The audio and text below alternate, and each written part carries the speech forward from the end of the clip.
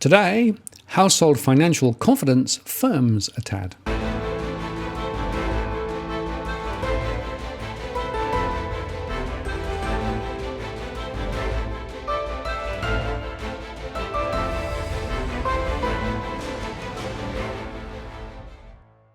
Hello again, it's Martin North from Digital Finance Analytics. Welcome to the latest post covering finance and property news with a distinctively Australian flavour.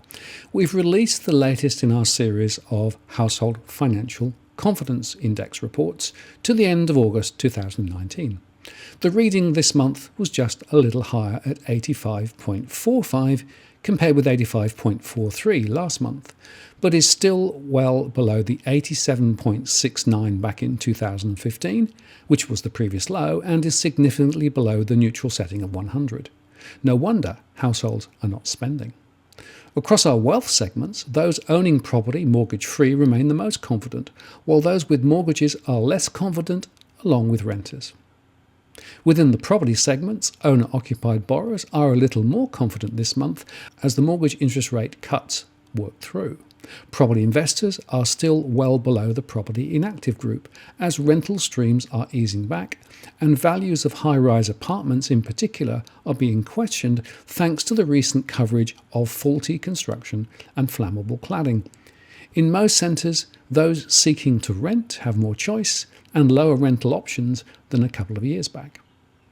Across the states, the confidence factor is clustered as New South Wales and Victoria continue to weaken, while South Australia and Western Australia both move a little higher.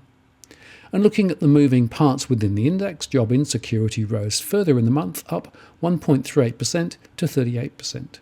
We continue to see higher levels of underemployment and unemployment as employment fragments, reflecting the changing working environment, gig economy jobs, plus falls in the retail and construction sectors.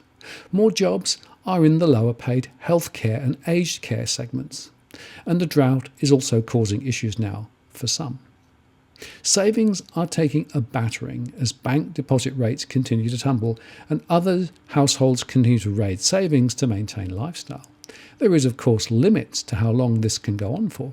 More than 3 million households rely on income from deposit accounts, and some are considering more risky options, while others have decided to sit tight and just spend less. Again, the myopic focus on mortgage rates misses the issues many savers are facing.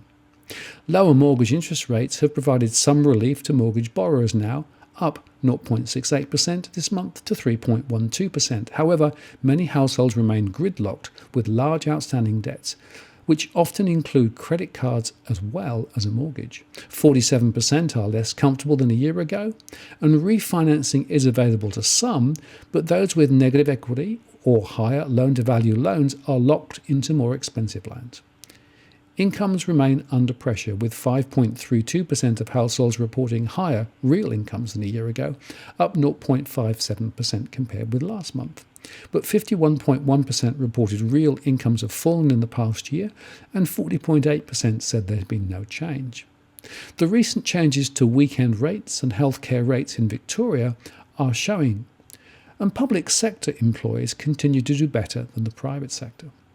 Cost of living remains a black spot, with the official CPI just not reflecting the lived experience of many households. 91.6% said real costs were higher than a year ago, and the rising price of vehicle fuel, healthcare and childcare costs, plus energy bills and rates, all registered as significant issues. And everyday costs are also higher. Net worth has risen for 24% of households over the last year, up from 21.84% the prior month. However, 46.8% reported a lower net worth than a year ago, thanks to lower property values, changes in share prices, and lower levels of savings. So in summary, the recent moves in property prices higher in some locations is having a net positive effect on households' financial confidence, which illustrates the extent to which property is wired into household balance sheets, at least for those who own property. The critical question is, of course, whether this will turn into a bull trap as the international environment worsens, or whether the recent moves to cut rates and reduce lending standards will have a material positive impact on household financial confidence ahead. Plus, of course, all the spruiking.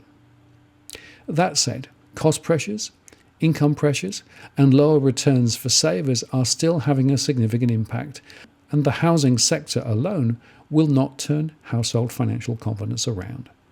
The journey back to a neutral level will be long and hard won.